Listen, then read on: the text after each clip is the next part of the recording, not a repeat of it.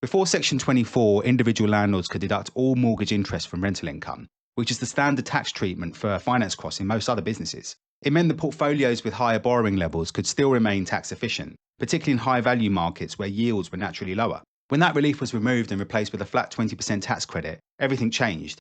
Many landlords were pushed into higher tax brackets, and previously profitable properties suddenly fell into break-even or negative cash flow once tax was factored in.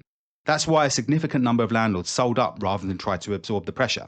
And for those considering restructuring, moving existing properties into a limited company wasn't the easy fix that many had hoped for. It typically triggers both stamp duty and capital gains tax.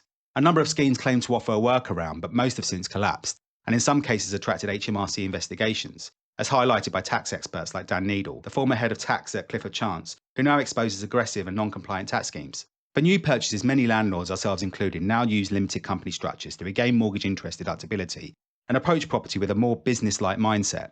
But even then, incorporation isn't something to follow without any thought. It only works when it's backed by proper tax advice, a long-term strategy, and a clear understanding that company borrowing and running costs are usually higher. At the same time, the cost of borrowing has reshaped buy-to-let more than almost anything else.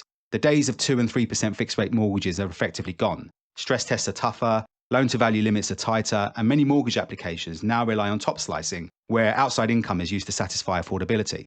All of this puts net yield front and centre. A deal that worked comfortably at 80% loan-to-value 5 or 6 years ago may not stack at 75% today. The investors still active in this market are the ones who've adjusted to that reality, targeting stronger cash-flowing stock, negotiating deeper discounts, and approaching every acquisition with far more discipline than was needed a decade ago.